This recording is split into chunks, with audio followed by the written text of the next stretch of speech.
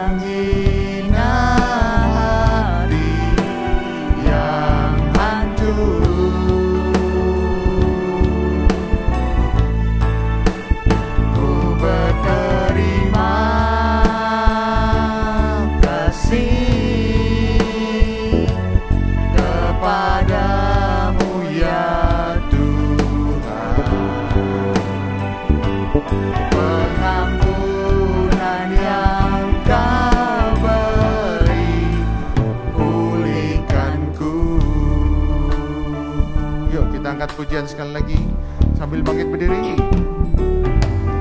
Jauh timur dari barat, Engkau membuang dosaku. Tiada Kau ingat lagi pelanggaranku.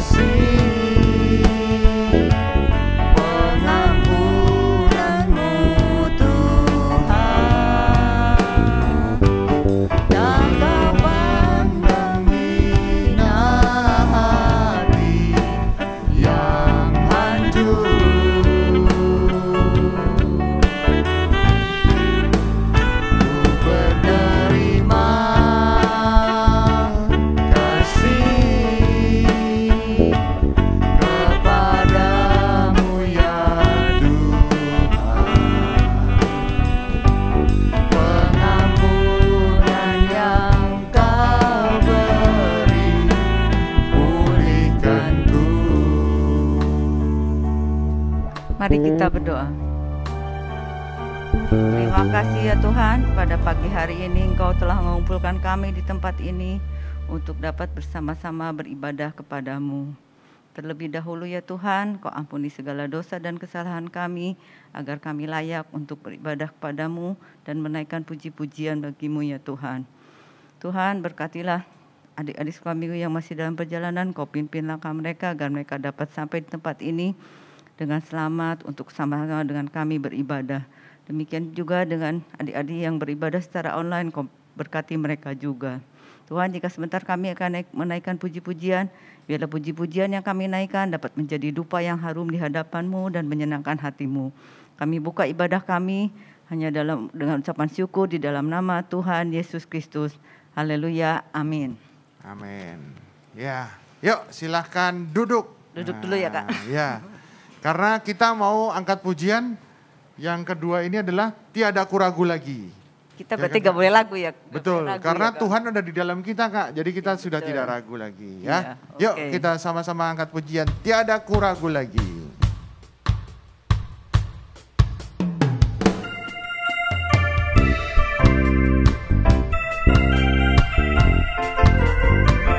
Tiada ku ragu lagi untuk mengikut-Mu Yesus.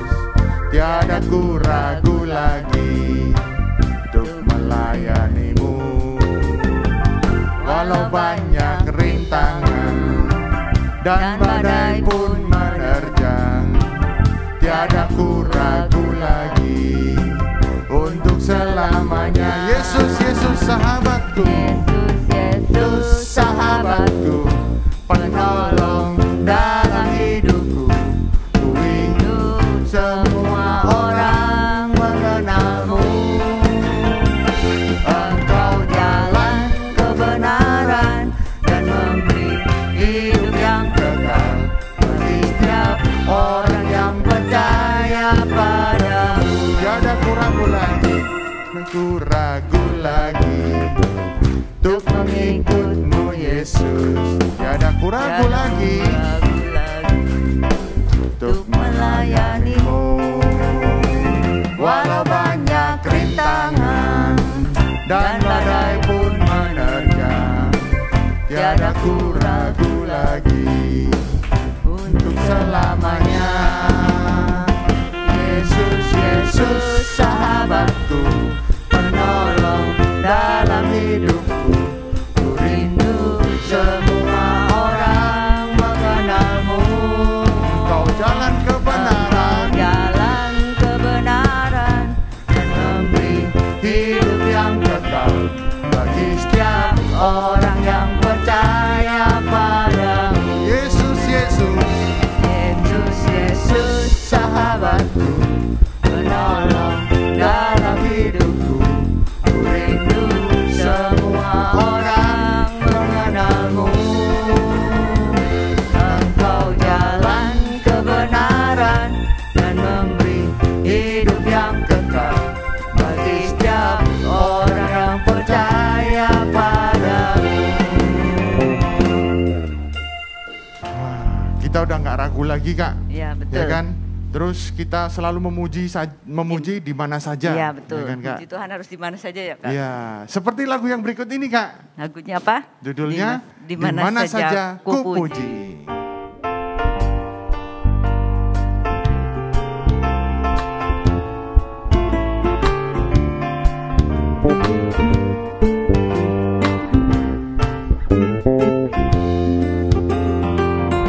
Di mana saja ku puji, setiap saat ku puji kasih-Nya seluas samudra.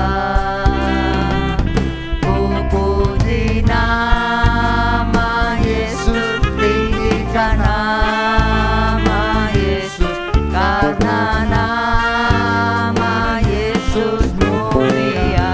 Di mana saja ku puji, di mana saja ku puji, setiap saat ku puji kasih-Nya seluas samudra.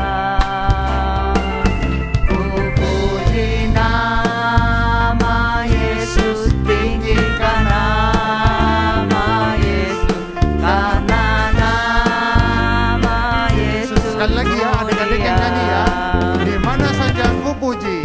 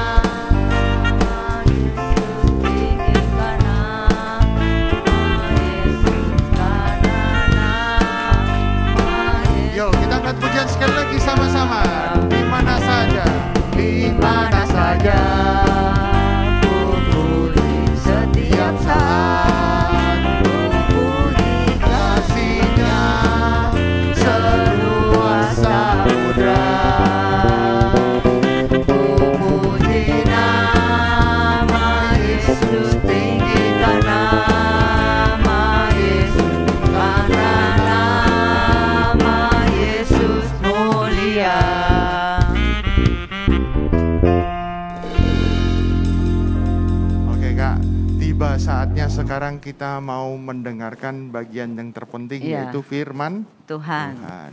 Yuk kita sambil bangkit berdiri, kita angkat pujian Seputih Bulu Domba.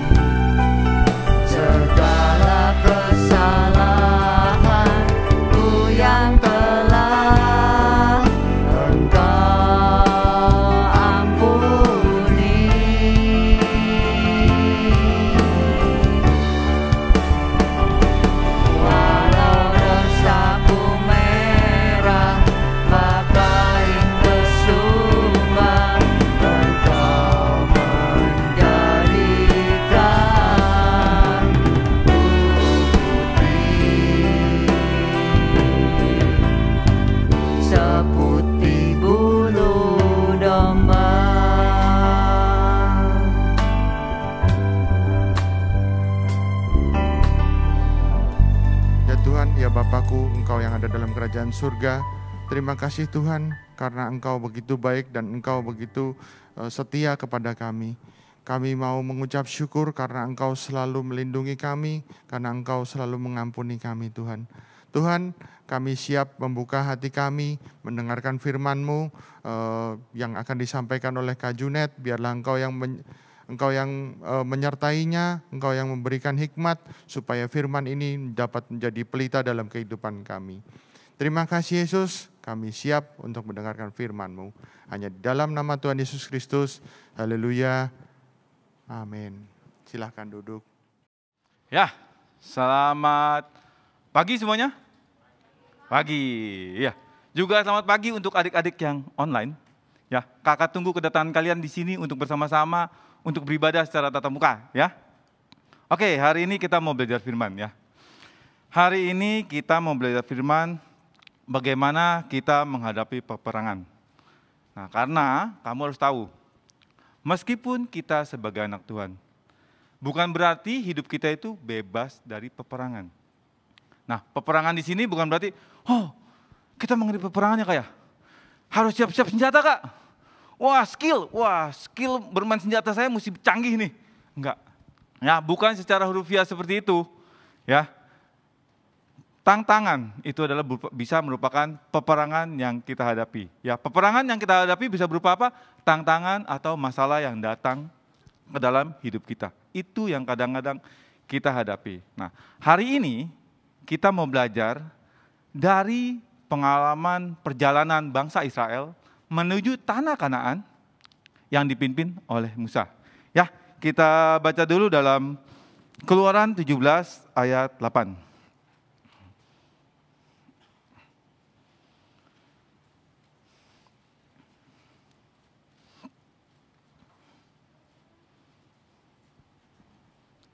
Keluaran 17 ayat 8. Keluaran 17 ayat 8. Lalu datanglah orang Amalek dan berperang melawan orang Israel di Rafidim. Ya. Di ayat Keluaran ini diceritakan tiba-tiba bangsa Israel diserang oleh bangsa Amalek. Ya, secara tiba-tiba. Ya. Nah, kalau kita lihat sebelumnya gitu ya, ini bukanlah peperangan pertama kalinya bangsa Israel. Kalau kamu baca di ayat sebelumnya di dalam Keluaran 14, itu adalah di mana bangsa Israel diperbudak oleh bangsa Mesir. Itu adalah gambaran kita yang dulunya adalah diperbudak oleh iblis. Kita ingin merdeka dari iblis, ya. Jadi itulah adalah gambaran kita. Jadi bangsa Israel ingin bebas dari bangsa Mesir. Terus setelah itu di Keluaran 15, bangsa Israel harus menghadapi apa? Mereka tidak mendapatkan air. Setelah itu, bukan hanya itu aja, di Keluaran 16, bangsa Israel harus tidak mendapatkan makanan. Harus menghadapi tidak mendapatkan air, tidak mendapatkan makanan. Bisa dibilang air itu sesuatu yang penting. Ya kan? Siapa yang kuat di sini? 2 hari tanpa makan? Tanpa minum? Hah? Manusia kalau nggak ada air, bisa meninggal lah karena dehidrasi, ya. Terus kalau nggak ada makanan, ya meninggal karena kelaparan, ya. Jadi setelah bangsa Israel keluar dari Mesir, bukan sampai situ aja, bangsa Israel harus menghadapi tantangan lainnya. Bahkan di ayat 17, bangsa Israel harus tiba-tiba menghadapi bangsa Amalek. Kenapa bangsa Amalek tiba-tiba menyerang bangsa Israel? Nah, kadang-kadang kita bertanya, kenapa sih? Kok Tuhan tuh nggak bikin langsung setelah bangsa Israel keluar dari Mesir, harusnya langsung dong. Bangsa Israel langsung menikmati Kanaan, gitu, negeri Kanaan. Kenapa sih Tuhan nggak bikin sesimpel itu? Atau bisa bilang, kalau kita sudah menjadi anak Tuhan, udah dong, kita harusnya bisa hidup dengan tenang, hidup dengan damai. Ya, yang harus kamu ingat, kadang-kadang yang kita lupa, ingat, Tuhan Yesus mati menembus dosa kita. Yang pertama itu adalah apa? Bukan supaya hidup kita itu bisa bermalas-malasan. Ya. Atau bisa yang lebih parahnya lagi, bisa juga kadang-kadang kita menganggap Tuhan Yesus mati buat kita supaya apa? Supaya kita bisa hidup enak-enak di dalam dosa kita. Kenapa? Kita nganggap remeh. Oh, kalau berdosa, tinggal minta ampun, gampang. Enggak. Konsep kekristenan, konsep kita sebagai anak Tuhan, enggak seperti itu. Ya, itu yang pertama. Jadi, yang pertama apa? Loh, baru disebutin. Yang pertama apa? Tuhan Yesus mati buat kamu bukan supaya apa? Supaya kita bermalas-malasan. Bukan supaya apa? Bukan supaya kita bisa hidup enak-enak di dalam dosa kita. Ya, justru kita harus berubah. Nah, yang kedua, tantangan dan masalah yang menghadapi yang datang ke dalam hidup kita itu bisa menjadi bukti penyertaan Tuhan di dalam hidup kita. Jadi kalau andai kata ada tantangan, ada masalah yang datang ke dalam hidup kita, itu bisa menjadi bukti bahwa Tuhan selalu menyertai hidup setiap anak-anak Tuhan. Setelah bangsa Israel keluar dari Mesir, Tuhan tetap menyertai bangsa Israel. Di setiap masalah, di setiap kekurangan, Tuhan selalu mencukupi. Tuhan selalu menggenapi firman-Nya. Ya, begitu juga dengan hidup kita. Kalau kita menjadi anak Tuhan, kalau kita menghadapi masalah, tantangan, yakin kita pasti bisa menghadapinya. Karena apa? Tantangan, masalah bisa merupakan bukti penyertaan Tuhan, sehingga apa? Kita bukan hanya mendengar, oh kuasa Tuhan tuh hebat ya. Oh Tuhan tuh bisa menolong ini ya. Tuhan tuh bisa mengatasi, Tuhan tuh bisa memberikan air ya. Tuhan tuh bisa memberikan makanan ya. Bukan hanya mendengar, tapi kamu merasakan sendiri. Ya. Jadi kalau kamu menghadapi tantangan, itu adalah bukti bahwa Tuhan menyertai. Buktinya apa? Kalau kamu baca di ayat sebelumnya itu, pada saat bangsa Israel ingin keluar dari bangsa Mesir, Tuhan turuti. Apa? Tuhan turuti. Apa buktinya? Tuhan menyelamatkan bangsa Israel meskipun saat itu bangsa Israel bisa dibilang menghadapi situasi yang bisa dibilang dead end. Di belakang pasukan Firaun mengejar, di depan laut. Bisa dibilang kagak ada jalan keluar. Tapi di saat seperti itu pun Tuhan mampu menyelamatkan bangsa Israel. Ya. Terus yang di ayat 15, pada saat bangsa Israel tidak mendapatkan air, Tuhan membuat air yang pahit, air yang tidak bisa diminum, dapat diminum. Manis rasanya bahkan, ya. Dan bahkan bukan hanya itu aja, Tuhan menyediakan 12 mata air. Supaya apa? Supaya bangsa Israel bisa nggak kehausan. Nah, pada saat terus selanjutnya, pada saat bangsa Israel tidak mendapatkan makanan, apa yang Tuhan beri? Ya, Tuhan memberikan roti mana. Jadi intinya, setelah bangsa Israel keluar dari Mesir, meskipun ada tantangan, tapi juga ada penyertaan Tuhan di dalam hidup bangsa Israel. Nah, di ayat 17, pada saat bangsa Israel menghadapi Amalek, apa yang terjadi? Nah, ini adalah peperangan, bisa dibilang peperangan selanjutnya. Jadi, kalau kamu lihat ada perbedaan pada saat bangsa Israel menghadapi bangsa Mesir dan pada saat mereka menghadapi bangsa Amalek. Ya. Kita baca dulu dalam Keluaran 14 ayat 16. Ini adalah cerita di mana bangsa Israel keluar dari Mesir dan Tuhan menolong bangsa Israel. Keluaran 14 ayat 16. Keluaran 14 ayat 16. Dan engkau angkatlah tongkatmu dan ulurkanlah tanganmu ke atas laut dan belalah airnya, sehingga orang Israel akan berjalan dari tengah-tengah laut di tempat yang kering. Ya, pada saat bangsa Israel menghadapi bisa dibilang yang dead end, nggak ada jalan keluar apa-apa lagi, Tuhan hanya menyuruh apa? Musa mengangkat tongkatnya dan mengancungkannya ke arah laut. Setelah itu apa yang terjadi? Lautnya terbelah. Bisa dibilang bangsa Israel melakukan apa? Hah?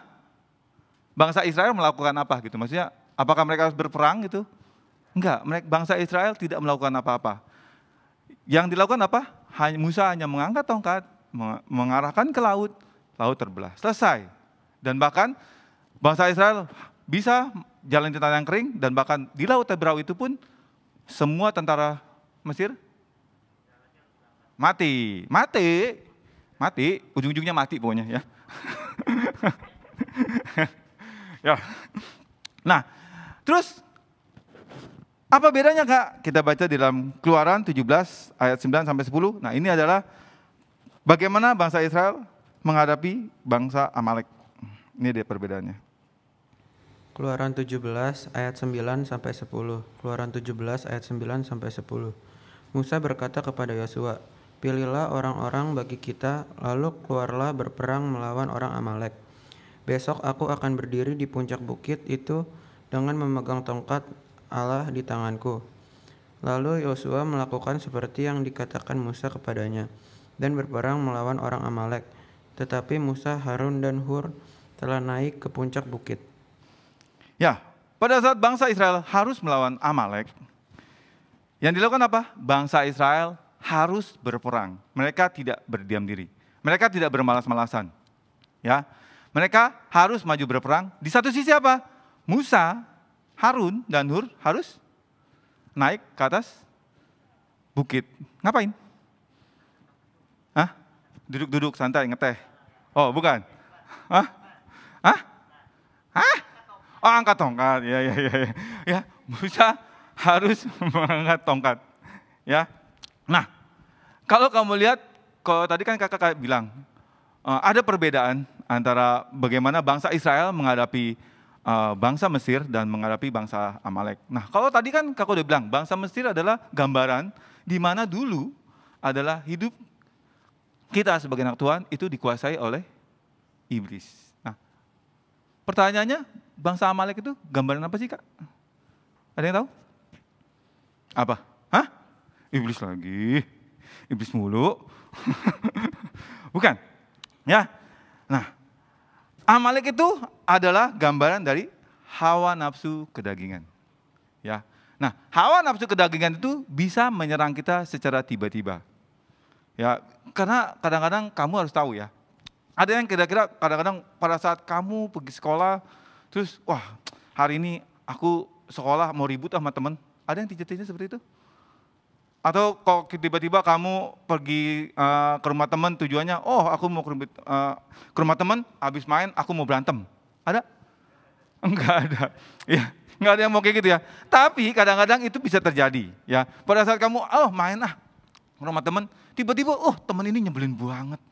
Yang membuat kadang-kadang membuat kamu bisa apa? Berkata kasar. Berkata yang tidak seharusnya kamu lakukan sebagai anak Tuhan. Jadi hawa nafsu itu bisa berupa tantangan yang datang itu bisa berupa yang tidak kamu duga-duga, atau bisa juga hawa nafsu itu adalah berupa pergaulan kamu yang bisa membawa hidup kamu yang tadinya kamu tahu sebagai anak Tuhan, kamu harus menjadi berkat bagi orang sekitar kamu, tapi karena pergaulan kamu membuat kamu tidak menjaga kelakuan kamu, perkataan kamu sebagai anak Tuhan. Ya, yang bisa dibilang kalau sekarang ini, Kak, sekarang ini kata-kata kasar itu ngetren, Kak. Ya, kalau kamu lihat di YouTube, ya kan, semuanya kakak lihat itu kebanyakan kayaknya kalau nggak ngomong kasar, itu kalau nggak ngomong ada yang berbau-bau binatang, entah itu ngomongan yang kotor, ya kan, itu kayaknya nggak gaul, Kak. Enggak, ya. Kamu harus hati-hati, kamu harus menjaga diri kamu, gimana caranya supaya hidup kamu tetap kudus di hadapan Tuhan, tetap berkenan di hadapan Tuhan. Ya. Nah, karena apa? Kadang-kadang sekarang ini kalau kamu bilang Amalek ya, kadang-kadang sekarang ini kalau kakak lihat justru karena merasa, saya itu anak Tuhan, Kak, setiap minggu udah ke gereja, pokoknya aku yakin kuat, Kak. Sekarang itu justru bergaul. Yakin gak bakal terbawa. Hati-hati, jangan meremehkan. Kenapa? Kalau kamu meremehkan, kamu bisa jatuh. Ya, karena itu kita harus menjaga pergaulan kita. Ya, sebagai anak Tuhan. Kenapa? Kalau kamu nggak jaga pergaulan aja, kadang-kadang pergaulan itu bisa nyolek-nyolek kamu kan, ayolah ikut aja lah. Ya, ayolah ngomong-ngomong kasar sedikit nggak apa-apa lah. Ya, jangan. Ya, apalagi kamu sengaja mendekati pergaulan yang buruk itu. Ya, nah, terus kita baca ayat selanjutnya di dalam Keluaran 17 ayat 11 sampai 12. Apa sih yang terjadi gitu?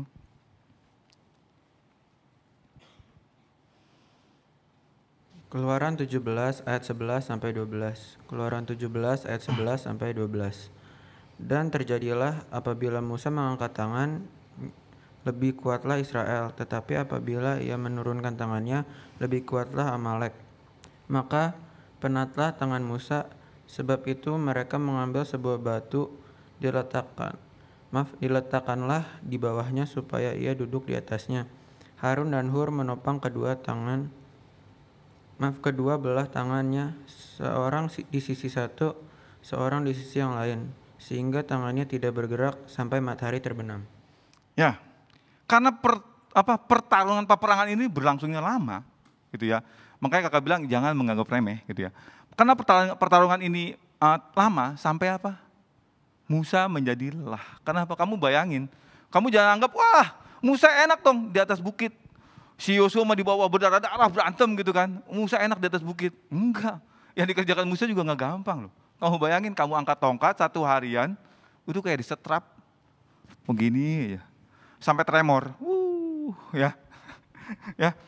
Jadi, nah pada saat itu, Musa itu tangannya penat. Nah, kadang-kadang kita sebagai anak Tuhan gitu ya, kita bisa menjadi lelah. Ya. Kalau kamu bilang, ngangkat tongkat itu hal yang gampang Kak. Ya kan? Musa ngangkat tongkat itu gampang. Susahan si Yosua harus menghadapi musuh, perang seperti bacok-bacokan mungkin gitu kan. Berdarah-darah gitu kan. Musa cuma angkat tongkat udah selesai. Enggak, ya. Musa bisa lelah, ya. Kita pun sebagai anak-anak Tuhan bisa lelah. Tongkat itu gambaran apa sih? Beban. Itu beban batu. Ya, tongkat itu adalah gambaran, kalau bagi kakak itu, tongkat itu adalah gambaran salib Kristus. Atau bisa dibilang, tongkat itu bisa dibilang arti penebusan. Penebusan Kristus dalam hidup kita. Ya, kadang-kadang kita menjaga hidup kita, itu enggak gampang. Godaan tuh banyak. Ya, yang menyerang hidup kita tuh banyak. Entah pergaulan yang tadi kakak bilang, entah situasi lingkungan kamu yang tidak mendukung, ya, yang membuat kadang-kadang arti penebusan Yesus itu mulai kamu turunkan. Kenapa? Arti penebusan Yesus atau korban Kristus harusnya kamu taruh di tempat yang tinggi dalam hidup kamu. Supaya apa? Apapun yang kamu lakukan, ingat, kamu sudah ditebus oleh Tuhan, kamu diberikan hidup yang baru, kamu harus menjaga hidup yang baru itu. Karena kebanyakan nih, kakak kan punya anak nih. Kadang-kadang anak itu lebih gampang pada saat dia menginginkan, "Pah, aku mau handphone yang baru," gitu kan. Bisa dibilang kalau pada saat kamu mau handphone yang baru itu sesuatu yang berharga atau bukan? Berharga dong, pengen banget, ya kan? Ya kan? Tapi kebanyakan setelah kamu mendapatkan handphone yang baru, seringnya apa? Digunain dengan sembarangan. Dibanting-banting, nggak apa-apa, gampang, ntar beli lagi, apa masih ada duit, gitu kan. Ya, gampang banget. Kayak duit itu kayak nggak ada, kayak duitnya tuh udah kotak, nggak goyang-goyang gitu, nggak bisa ngegelinding. Ya,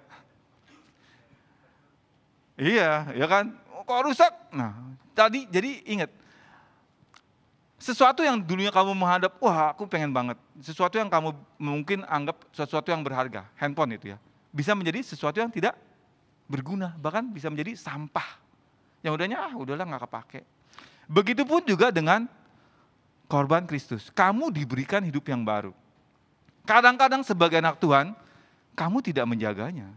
Karena kamu menganggap gampang, terimanya gampang. Tuhan Yesus sudah mati dari kayu salib, udah dong, selesai dong. Tinggal minta ampun lagi. Enggak seperti itu, Ferguson. Ya, enggak seperti itu konsepnya dalam Kristenan. Ya, kamu harus menjaga hidup yang baru yang Tuhan kasih dengan baik. Dengan cara apa? Jaga hidup kamu tetap kudus di hadapan Tuhan. Jaga perkataan kamu, jaga perbuatan kamu. Ya, dan satu lagi. Kenapa kakak bilang bahwa tongkat itu adalah gambaran salib? Ya, pada saat Musa capek, gitu ya. Musa tuh tetap yang pegang. Kalau kamu mungkin capek, gantian gantian Harun atau gantian Hur, enggak. Dia harus tetap pegang tongkat itu sampai selesai. Sampai matahari terbenam. Enggak dioper. Ya. Karena arti penebusan, Kristus itu adalah pribadi masing-masing. Pribadi kamu dengan Tuhan. Ya, enggak ada urusannya dengan Harun, enggak ada urusannya dengan Hur. Itu adalah perintah Tuhan yang harus dijalankan oleh Musa. Ya. Jadi itu adalah pribadi kamu dengan Tuhan. Jadi jangan katakan, oh gampang diwakilin aja, nggak bisa. Ya, jadi pengertian dan gimana kamu menempatkan korban Kristus itu dalam hidup kamu, itu tergantung kamunya. Kamu menempatkan di mana? Ya, harus taruh tempat yang tinggi. Oh udah Kak, udah taruh tempat yang tinggi, Musa kan udah jalan ke atas bukit. Setelah itu apa? Dia tetap harus megang. Jangan mentang-mentang udah di atas bukit Kak, tancepin aja, gitu. Gampang, nggak bisa seperti itu. Ya, harus tetap memegang, karena itu adalah urusan kamu, pribadi kamu dengan Tuhan. Ya, jadi ingat, korban Kristus itu jangan kamu geletakin aja. Atau kamu bisa bilang, ada boleh, enggak boleh, gitu. Enggak, kamu hargai hidup yang Tuhan sudah kasih dengan baik. Ya. Nah, satu lagi, pada saat Musa sudah penat, apa yang terjadi? Hah? Ada yang membantu. Siapa? Ngapain? Cuci tangan? Oh, bantuin tangan. Kirain cuci tangan. Mentang-mentang lagi itu ya, zamannya COVID. Enggak ya. Menopang tangannya Musa, yang satu sisi satunya, yang satu lagi di sisi sebelahnya. Ya. Nah, begitu juga dengan hidup kamu. Kamu membutuhkan komunitas supaya menjaga hidup kamu tetap di rel yang benar gitu, sesuai dengan firman Tuhan. Kamu membutuhkan komunitas. Yang bisa apa? Yang bisa menopang kamu. Mungkin pada saat kamu lelah, menjaga hidup anak Tuhan itu gampang apa enggak sih? Enggak gampang loh.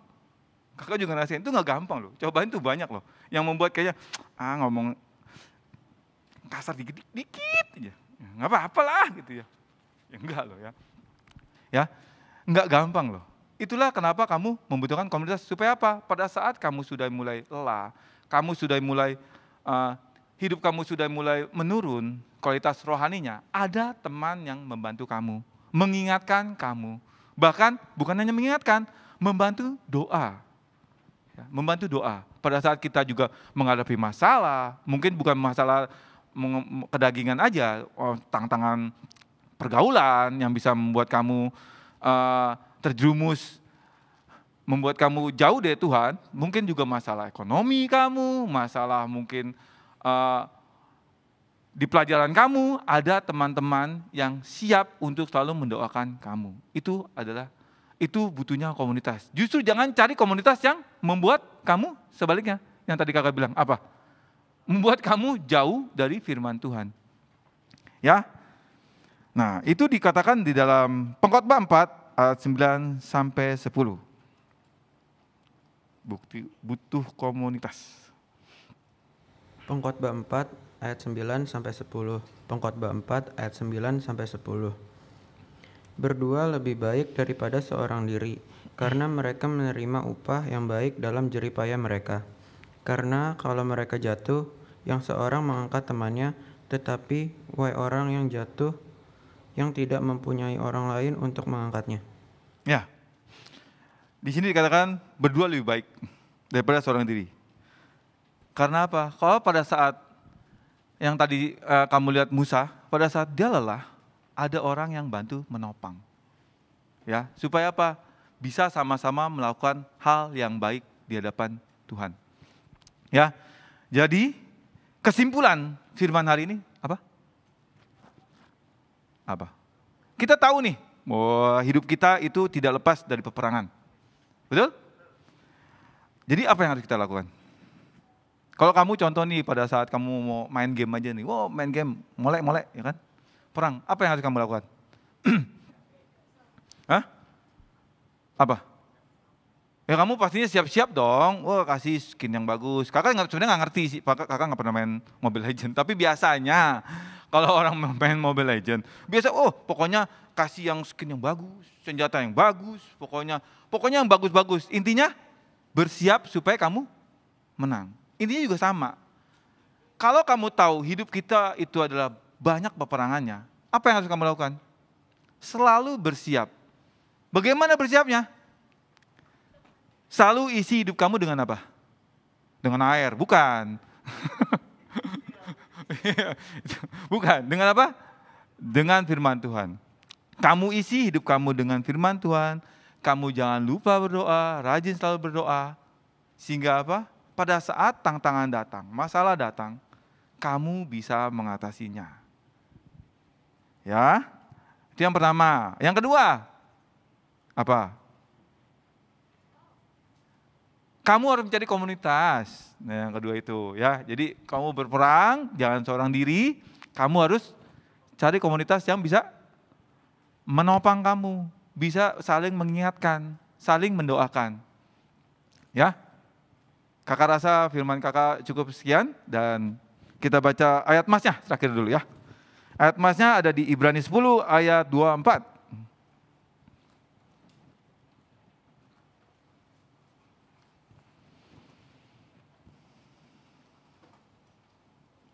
Ibrani 10 ayat 24. Dan marilah kita saling memperhatikan supaya kita saling mendorong dalam kasih dan dalam pekerjaan baik. Ya, itu adalah inti firman hari ini. Kakak harap kalian mengerti. Ada pertanyaan? Nggak ada, wah mau buru-buru ya. Kalau sudah, yuk. Kita mau nyanyi, Tuhan pasti sanggup.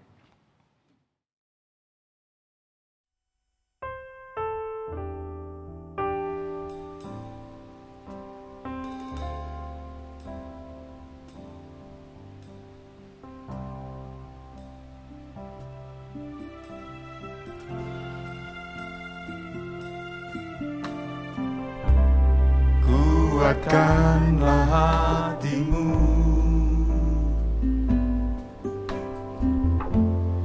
lewati setiap persoalan. Tuhan Yesus selalu menopangmu. Jangan berhenti harap padanya. Tuhan pasti sanggup. Tangannya takkan terlambat untuk mengangkatmu. Tuhan masih sanggup. Percayalah, Dia tak tinggalkanmu. Kuatkanlah hatimu.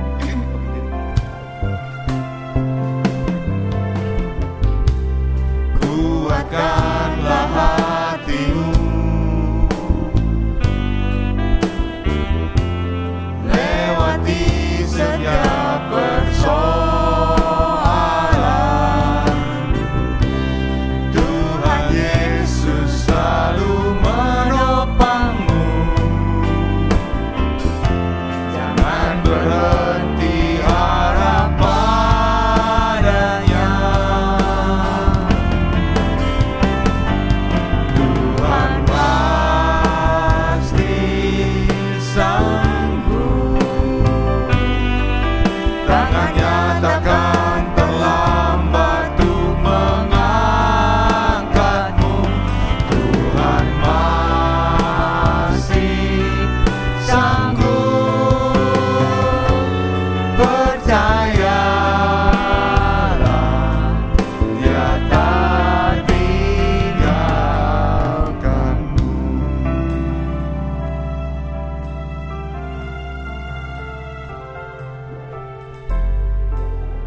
Benar ya Bapak, kami bersyukur kami punya Allah yang selalu menyertai hidup kami di masa-masa ketika kami menghadapi banyak persoalan dan pencobaan ya Bapa. Terima kasih untuk kasih-Mu, di mana melalui tantangan dan masalah yang kami hadapi, itu adalah suatu bukti penyertaan-Mu dalam kehidupan kami ya Bapa. Ya Bapa, hari ini kami belajar bahwa kami sebagai anak-anak-Mu, kami harus menjaga hidup kami ya Bapa. Hidup yang sudah Engkau berikan, hidup yang telah Kau berikan kepada kami, harus kami jaga dengan baik, sehingga pada saatnya nanti, saat Kau datang ya Bapa, kami tetap hidup kudus di hadapan-Mu ya Bapa. Ya Bapa, terima kasih untuk firman-Mu, Engkau sempurnakan firman-Mu dalam setiap hati anak-anak-Mu ya Bapa, sehingga firman-Mu boleh menjadi berkat, bukan hanya bagi mereka ya Bapa, jadi bisa menjadi berkat juga bagi orang-orang di sekeliling mereka ya Bapa. Dan kalau kami sebentar akan pulang dan juga kami akan beraktivitas, kami serahkan semuanya dalam tangan kemuliaan-Mu, dalam nama Tuhan Yesus, kami sudah berdoa dan mengucap syukur. Haleluya, amin. Bapa, terima kasih. Bapa